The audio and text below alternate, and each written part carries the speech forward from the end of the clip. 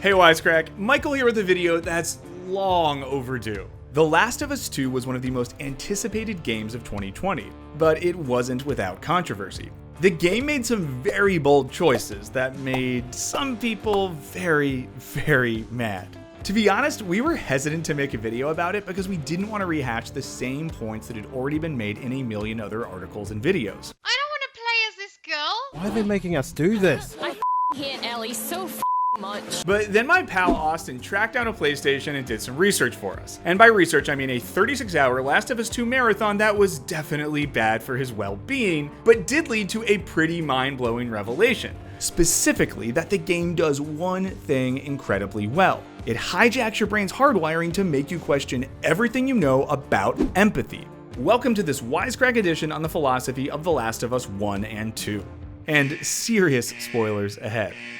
And before we jump into the minds of Ellie and Abby, I want to tell you about another game that you should binge for 36 hours, and that is this week's sponsor, Raid Shadow Legends.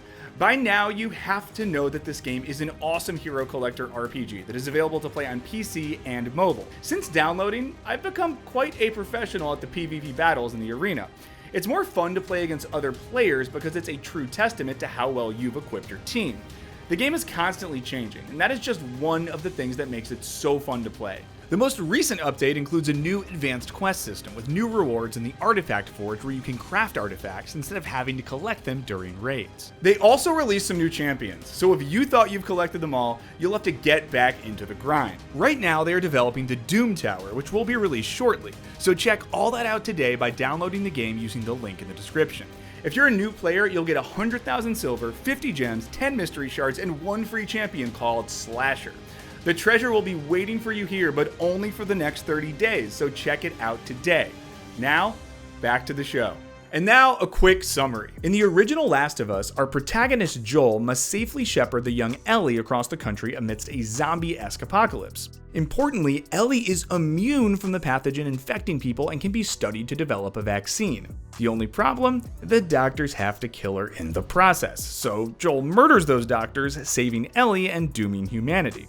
Part 2 kicks off 4 years later, as Joel and Ellie enjoy a relatively stable existence. But then Ellie learns that Joel lied to her about what happened. And here's where people get mad. Early in the story, we switch to a new character, Abby, the daughter of one of the doctors Joel murdered. She's out to avenge her father, which is bad news for Joel, who is brutally beaten to death as Ellie watches. In the aftermath, Ellie swears revenge. Which, I mean, fair enough. But here's where things get tricky. After Joel's death, our Ellie revenge quest is interrupted by approximately 10 hours of Abby time. We play through her backstory and relive events that we already experienced from Ellie's perspective. Then, Abby learns that Ellie killed her ex-boyfriend. Her fury rekindles and we the players set out to track Ellie down and fight her, which thankfully ends in a draw. Finally, we return to play as Ellie, who leaves her comfortable domestic life to avenge Joel. Ellie finds Abby, who is about to be crucified, and decides to rescue her only so she can force her to fight one final time. But when the moment comes to kill Abby, Ellie decides to let her live.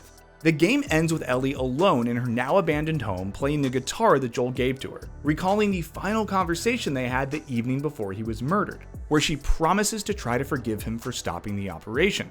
Heartwarming story, right? Well, not everyone was enamored with the whole 10 hours of playing as the villain, but at the risk of making you all hate me, I want to suggest that this move was really cool if only for one reason. It forces us to rethink our conception of empathy. Here's why. Psychologists outline two types of empathy. There's cognitive empathy and affective empathy. Cognitive empathy is when a person can imaginatively take the role of another and can understand and accurately predict that person's thoughts, feelings, and actions.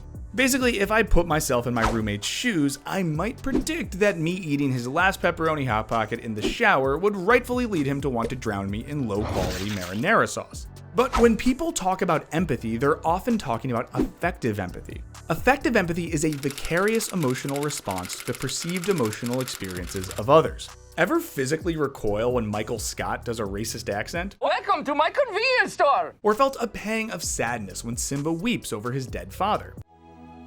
Dad, come on. That's affective empathy. It's this type of empathy that video games are great at creating. Playing as a character makes it all the easier to empathize with them and feel their sorrow or joy. And it's our innate understanding of effective empathy that makes us feel so uncomfortable playing as Abby. How dare you make me feel for this monster? To better understand our discomfort, it helps to consider that effective empathy is an emotional contagion. According to neuroscientist Matthew Ricard, an emotional contagion is when a person automatically feels another person's emotion without knowing that he or she is the one who provoked it, and without being really aware of what is happening.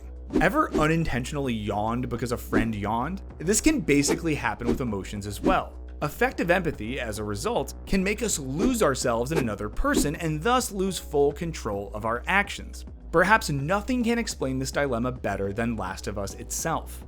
In the first game, we experience both types of empathy right from the beginning. We start by controlling Joel's daughter. As we walk in her shoes, we're being primed to associate with her, so of course we start to root for her.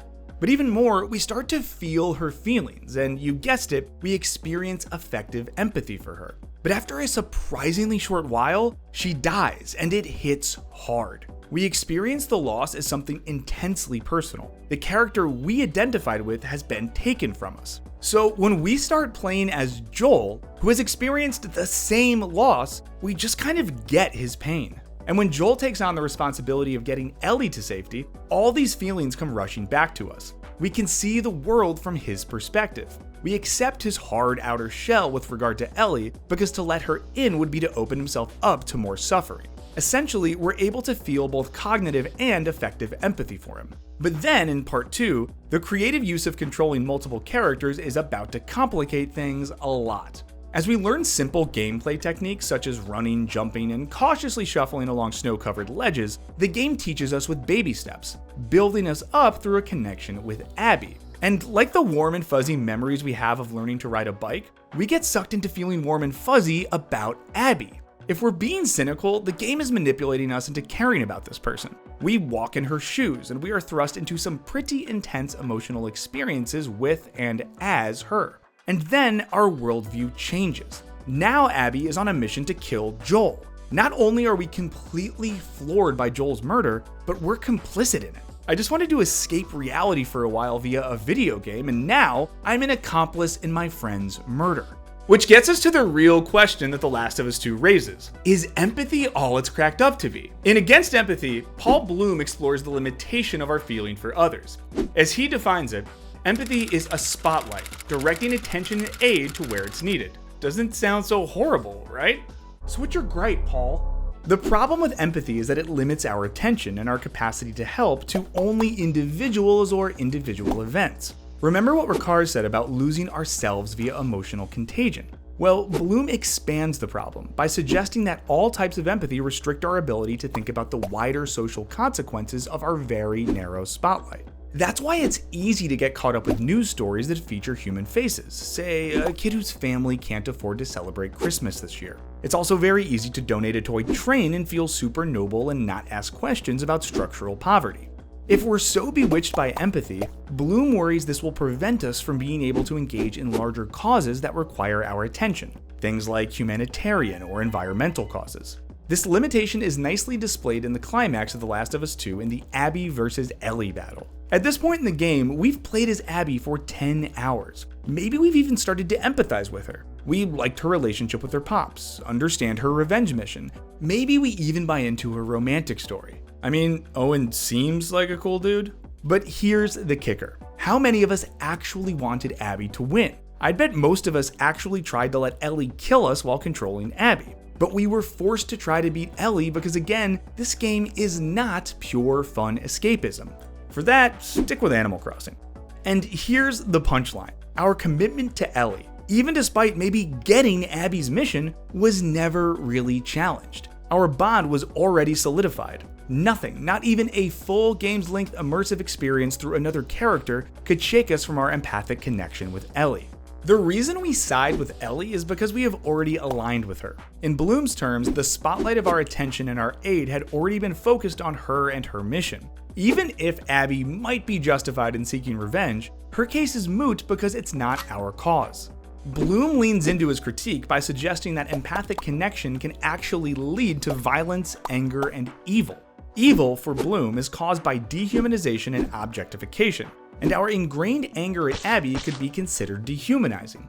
Shit, just scrolling through message boards shows just how much people hate Abby and enjoy her suffering when she's crucified at the end. It's pretty dark. But is she beyond redemption? Can we see humanity in her? Can we let ourselves side with her? Maybe.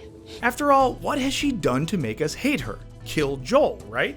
But Joel wasn't perfect. He made a pretty ethically ambiguous decision in his own right by saving Ellie, and ended up killing Abby's father, a doctor who was trying to save humanity. From Abby's perspective, this jerk jeopardized finding a cure for the virus and killed her dad. So it's complicated. But that's precisely the quandary that Bloom is raising. When empathy drives our ethical standards, it often makes us dismiss the larger context, a sort of ethical tunnel vision.